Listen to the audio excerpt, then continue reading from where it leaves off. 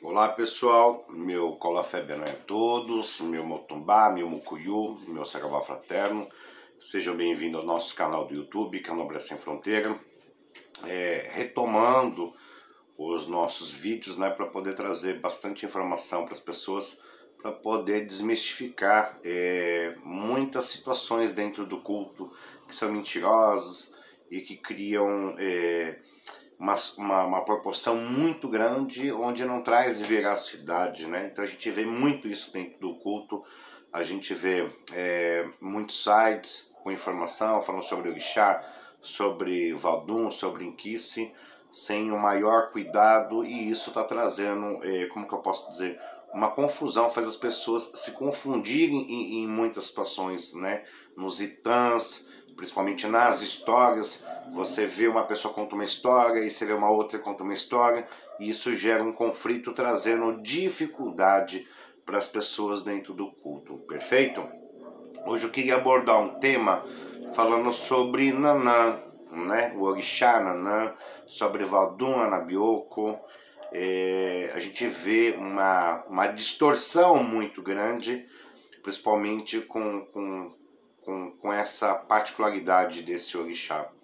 Então você vê muitas pessoas falando, porque Nanã tem que zila com algum, porque Nanã não se dá bem com algum, lembrando que Nanã é mais velha do que Ogum, perfeito? E muitas pessoas falam assim, porque através de Ogum, o domínio do ferro, ele dominou o mundo, dominou as situações, lembrando também que o culto de Nanã é antes do ferro, então, ou seja, ela já estava na terra, perfeito? Nanã não tem quizila nenhuma com Ogum, tá? Onde Nanã tá, Ogum não tá. Onde Ogum tá, Nanã não tá. Por isso que tudo se faz com Nanã com barro. Tem uma outra história, tem um outro fundamento, o porquê que você faz tudo para Nanã no barro, perfeito? Um dos povos mais antigos, quando você fala de Dassaromê, a cidade de Nanã, e vários outros da família, Ibolocã, Anabioco, trata-se de uma família em Dassaromê, a família um dos valdos mais velhos também da Palha, né? O que acontece? Todo mundo naquela aldeia era iniciado para Nanã, indiferente se era homem, se era criança, se era velho. Agora, em termos de Brasil, hoje existe essa situação. Não se faz Nanã na cabeça de homem, porque é quizila, porque Nanã tem quizila com homem, por causa de Ogum. E aí se criou um mito onde não tem uma veracidade, perfeito? Então entende-se que na África, em Dassaromê, Dassazomê ou Dassaromê, como queira falar, todo mundo naquela tribo, todos sem exceção, é iniciado para Nanã. Homens, mulheres, e sempre deu certo. Sempre é uma terra sempre que teve prosperidade, sempre teve fartura e nunca aconteceu de errado. Nunca vi nenhum homem cufar, falecer, porque foi iniciado para Nanã. Nas tribos antigamente, na África, cada orixá com a sua tribo não tinha essa particularidade como tem hoje em termos de candomblé de Brasil, né? Um é de Xangô, outro é de Nanã, outro é de Ogum. Lá nas tribos, todo mundo era iniciado para aquela divindade, todo mundo cultuava aquela divindade. Numa outra região, um outro orixá, todo mundo era iniciado para aquela divindade, ou seja, na cidade de Oxum, todo mundo era iniciado para Oxum. Na cidade de Nanã, todo mundo era iniciado para Nanã. Na cidade de Ogum, todo mundo era iniciado para Ogum. Na cidade de Xangô, todo mundo era iniciado para Xangô. Não tinha essas particularidades. Se falava de tribo, então se louvava uma divindade, um deus, e colocava ele como acima de tudo, e todo mundo prestava reverência a essa divindade. Quando a gente fala em termos de Brasil, começou a deturpar muitas histórias, começou a vir muita invenção, porque o avô passa para o filho passa para o outro e assim por diante, é o telefone sem fio e vai distorcendo toda uma ritualística, toda uma fundamentação, perfeito? A maior prova disso, a gente tem o nosso querido Falefá, que era iniciado para Nanã, e deu certo. Mais de 40 anos de iniciado, não ficou louco, não se quisilou, tinha uma vida próspera, né? Constituiu uma família, um cara trabalhador, tinha caminho. Um dos filhos dele é nosso querido Ogan Moura, ainda vivo, um dos Ogãs mais velhos daqui de São Paulo, um cara que tem um conhecimento absurdo, era filho do Falefá, que era iniciado para Nanã Boroquê.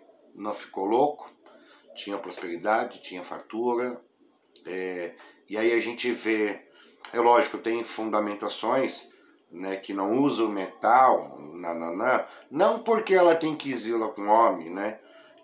Nanã, na sua dinastia, quando os seus povos foram crescendo e chegou ao ferro, né, com Ogum, e começou a forjar o minério, a sobrevivência, a maneira de se ganhar uma cué, a maneira de sobrevivência naquela época era trabalhar nas mineradoras, tirar o metal e assim por diante, tá? Para a construção do ferro. E quem era o orixá que ficava à frente disso tudo era Ogum. Então Nanã não se quisilou com Ogum. Quando ela começou a mandar seu povo, né, para a cidade de Ogum, para poder trabalhar nas mineradoras e assim por diante, isso começou a matar seu povo, porque o minério começou a fazer mal. Então Nanã proibiu que a sua aldeia, né, que os seus povos fossem trabalhar em mineradora para que eles não continuassem morrendo. Então é esse o fundamento que Nanã criou uma intervenção com o metal, porque o metal fazia mal para o seu povo e as pessoas começaram a morrer, começaram a inalar na construção, na forja do ferro. Então isso começou a fazer mal para o seu povo e seu povo começou a morrer.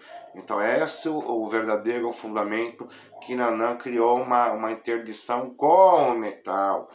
Então você vê algumas situações, um exemplo, não se usa a navalha para poder tirar o currã, tirar o cabelo do iniciado, mas dentro do assentamento lá tem o ID, que é de metal. E aí eu pergunto, se tem uma intervenção do metal, por que tem o ID dentro das coisas de Nanã, dentro do assentamento de Nanã? Nanã não se vai navalha, não se inicia uma pessoa, não se tira o cabelo de uma pessoa para Nanã com navalha, se tira com a telha. Então você amola, você faz um corte numa telha de barro e você raspa, as pessoas se abrem, as curas também com a navalha, introduzido os pós no processo iniciatório, e o corte é feito justamente com a telha, tá?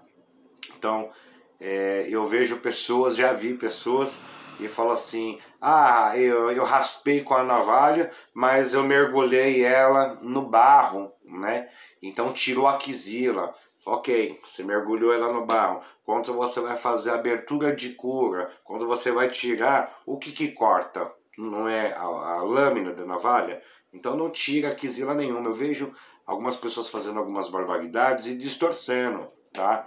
E assim acontece com Obá, e assim acontece com Iauá. Hoje as pessoas, se uma mulher não for virgem, ela não pode ser iniciado para Iauá, e aí tem que se iniciar para Oxum.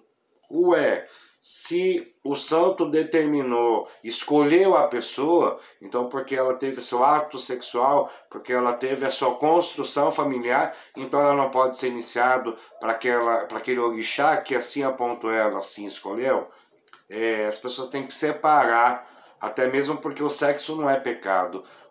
Através do sexo que se constitui famílias, perfeito? Não vejo, as pessoas colocam o sexo como uma maneira profana, como uma maneira suja, entende? Onde na realidade não existe. É o ato onde se constitui a família, é através do sexo que a mulher fica grávida e assim dá a vida a uma criança, tá? Essa é a construção. Então eu vejo muitas pessoas, eu já vi, o pessoal fala assim, aquela moça ela era de Euá, mas aí ela perdeu a virgindade eu iniciei ela para Oxum. Ok, você fez ela do santo errado. Você iniciou ela para o santo que não vai fazer bem para a vida dela. Porque o santo que iria fazer bem para a vida dela seria Iauá. Entende? E não tem nada a ver uma coisa. Então, as pessoas começaram a distorcer, começaram a vir muitas invenções que não fazem parte do culto ao orixá. Tanto é que o culto na África ele é totalmente diferente do que é praticado aqui no Brasil. Até mesmo a questão de recolhimento, 21 dias recolhido, 3 meses de preceito. E como as pessoas cultuavam, né, na senzala, como as pessoas louvavam o seu sagrado. Então naquilo não tinha um processo iniciatório, porque a pessoa não podia ficar 21 dias dentro da senzala, entendeu? Sem trabalhar, não existia essa situação. Muitas situações fazia os atos religiosos e no dia seguinte, quando amanhecia o dia, já tinha que estar lá trabalhando, sem preceito, sem fazer nada, embaixo de chicotada e assim por diante. Então entende-se que o candomblé ele foi criado no Brasil. Toda a fundamentação, 80% da fundamentação do candomblé foi inventada aqui no Brasil, porque a ritualística do orixá de África ele é totalmente diferente.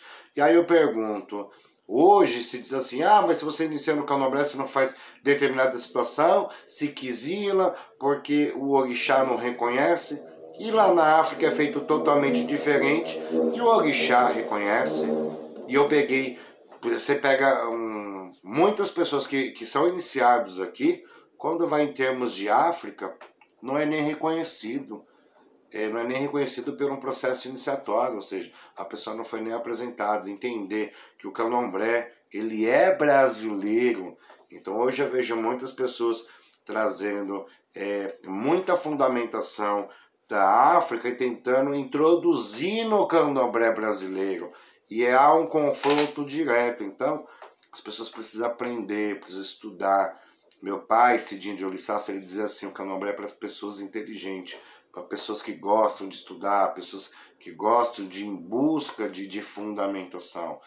Então, tomem cuidado quando vocês começam a fazer essas leituras nesses sites, porque, exemplo, você pega o orixá, Vodun, Inquice, é a mesma história de Agá-Gautalu, é a mesma história de Odé e a mesma história de Kabila. Ou seja, trata-se de divindade diferente, mas ali é a mesma história. Então, muitos sites, 99% do site na internet, ensina que Otolu, Vodun Otolu, que Orixá Odé e que Inquice, Kabila, trata-se da mesma divindade e só muda os nomes por causa de nação.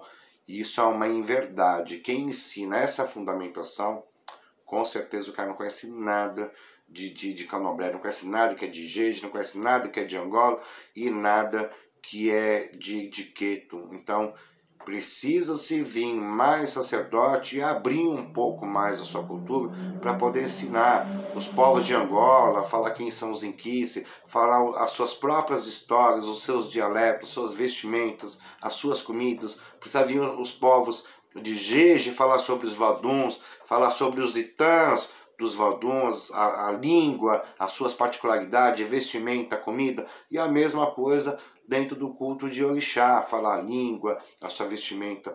Então precisa vir pessoas com disposição para poder ensinar os mais novos, senão esse candomblé vai acabar. Porque hoje um pega um pouquinho, hoje o cara não sabe o fundamento, pega um pouquinho de Angola, eu não sei aqui de Orixá, pega um pouquinho de Orixá. O cara é de Angola, ele pega um pouquinho de Queta, pega um pouquinho de Jeja, faz uma salada e toca. E tem algumas coisas que não combinam com outras, como tudo na vida, né? E então isso precisa as pessoas começar a pegar base segura, pegar explicações, fundamentação de pessoas que realmente são comprometidas. Porque um exemplo, você vai lá no site, você não sabe se o cara foi iniciado, você não sabe a vivência dele dentro do candomblé, o que ele aprendeu, se ele realmente aprendeu. Você vê uma nota, você vê uma matéria e já tem aquilo como verdade, sem saber se aquilo é verdade ou mentira, porque até mesmo você não conhece. Então vamos ter muito cuidado com a internet, procurar ter base segura de pessoas que realmente são referência dentro do candomblé, que tem uma história, que tem uma vivência, que realmente possa acrescentar algo na sua vida, perfeito? Então espero que vocês deixem seu like aqui nesse vídeo e até o próximo vídeo. Um grande beijo, que meu pai, Valdo Azansu Gerulu, possa abençoar todos. Espero que vocês tenham gostado referente sobre Nanã, o orixá, né, do barro, um dos orixás mais antigos. Espero que vocês tenham gostado, para a gente desmistificar um pouco essa questão de Kizila com algum, que isso nunca existiu. Até o próximo vídeo, pessoal. Um grande beijo. Fui!